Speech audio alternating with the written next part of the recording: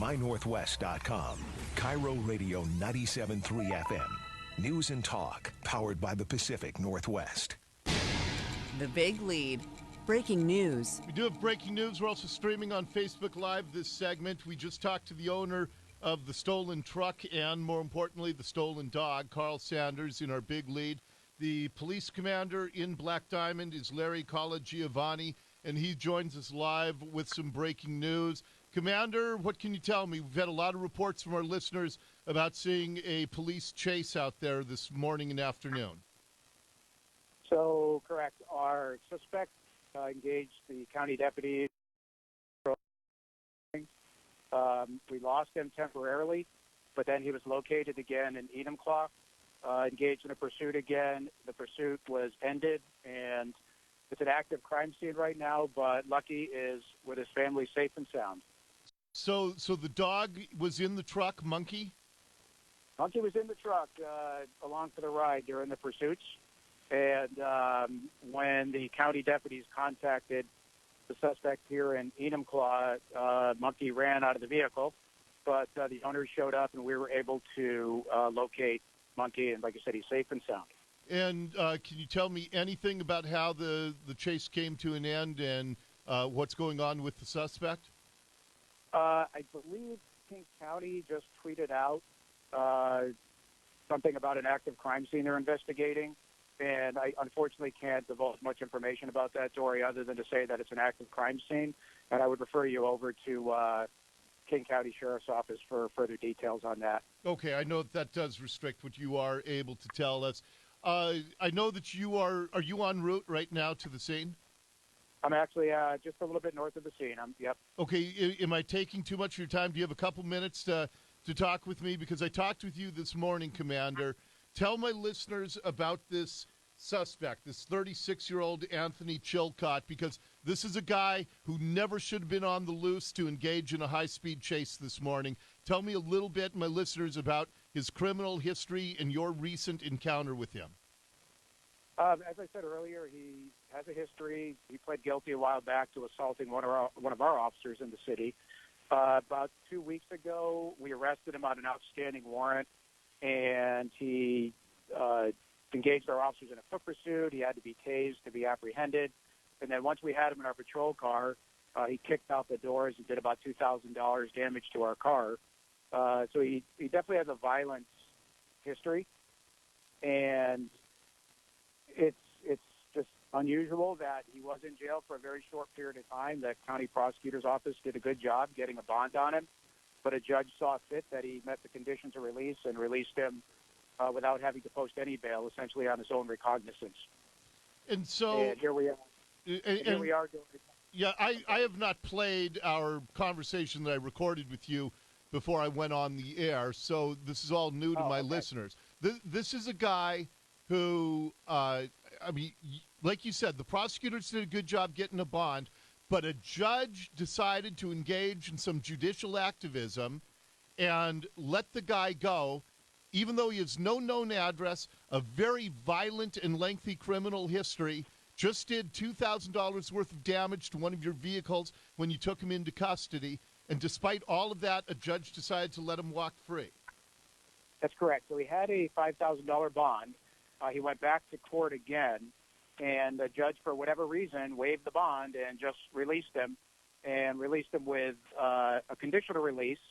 And, you know, he has no fixed address. He has a violent history, a history of failing to appear in court, but yet, for some reason, he met the judge's criteria to release him, which is, I don't know, just kind of crazy to me. I have just gotten a tweet from the King County Sheriff's Office, and they do say that there was an officer-involved shooting, unknown status of the suspect. But, Larry, this is because a judge decided to let this guy walk free. Members of the public were put at grave danger, which is always the case when there's any kind of a high-speed chase. Officers were put in danger. If an officer had to discharge a weapon, there's the trauma and the lengthy paperwork, investigation, the personal trauma to an officer that goes with that, all because a judge let this guy walk free about 10 days ago. This is madness. And you and I have talked about this, and you've been very vocal about trying to help reform the madness that has gripped our judicial system around here, Commander. This has to be infuriating that cops and the public were put at risk because this guy walked free when he never should have been.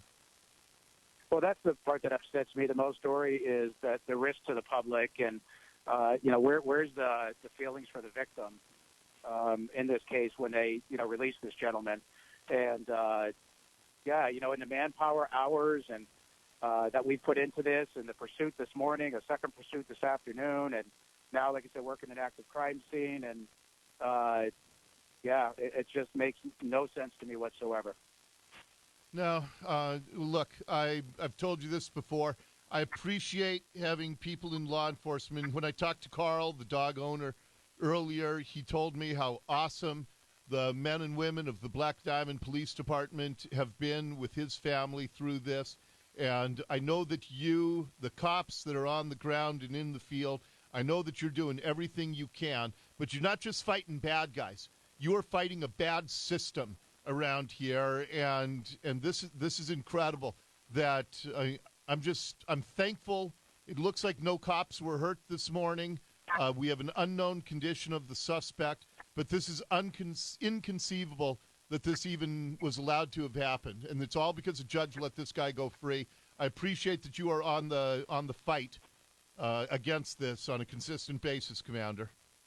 I appreciate it, Dora. We're trying. We just want to get the word out to the public that there is definitely some changes that need to come in the system, and I'd like to see the public start to hopefully step up and question when things like this happen. Absolutely. All right. Well, you'll always have an ally in me in trying to fight against the idiocy that too often reigns around here. We'll keep a good thought for all of your officers involved, and congratulations to you and King County Sheriffs if you were able to rescue this dog and reunite Monkey with his family and bring this craziness to an end this afternoon. I appreciate it, Dori. Thanks for all your help. Thank you, Commander. That was Black Diamond Police Commander Larry Colagiovanni joining us live. I am getting still unconfirmed information from a couple of sources that the suspect has been shot. Don't know his condition.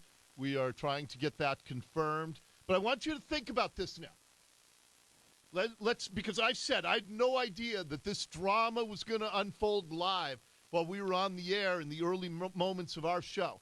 But this guy had a long criminal history, violently assaulted a cop.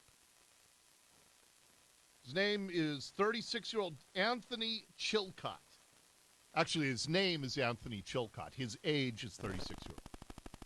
But Anthony Chilcott violently assaulted a cop a while back, long criminal history, no known address, a vagrant.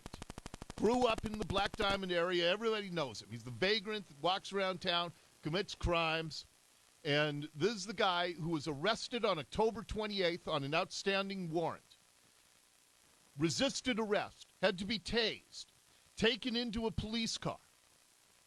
While in the car, violently starts kicking the windows and doors, does a couple $1,000s worth of damage. The prosecutor appropriately gets a $5,000 bond on this guy. Would anybody be foolish enough to put up $5,000 in the hopes that this guy would show up in court? Of course not. So they'd be able to hold him, right? No, because a judge, and we do not know the name of this judge. I will find out who the judge is. I have a lot of people asking me on the text line. A judge decided to let this guy walk free on personal recognizance. And then on Friday afternoon, about 4 o'clock, the listener, Carl's a great listener to our show. He's getting a soda pop while filling up with gas, and a lot of people say, well, he left his keys in the truck. I talked to him. I asked him about that. He's not going to do that again. But you have to understand, you grow up in these salt-of-the-earth communities like Black Diamond and Maple Valley and Enumclaw, all the people out there in East and Southeast King County, they've grown up in a life that's very different from the reality that you and I have had to deal with for the last couple of years here in Seattle. And, yeah, you do things a little bit different in our more rural towns. But because of the slime that is seeping out from Seattle throughout this region, and now the suspect reportedly has been shot after a high-speed chase. You have cops and innocent civilians on the road. I'm getting texts from a bunch of people. Tell you what, let me take a quick time out. I will continue with this breaking news coverage. We now have an officer-involved shooting of the guy who stole a truck and Monkey the dog. We're also going to try to get the owner of the dog back on with us live as the afternoon progresses. We talked with Carl right at the beginning of the hour. Our live coverage continues as the Dori Monson Show rolls on.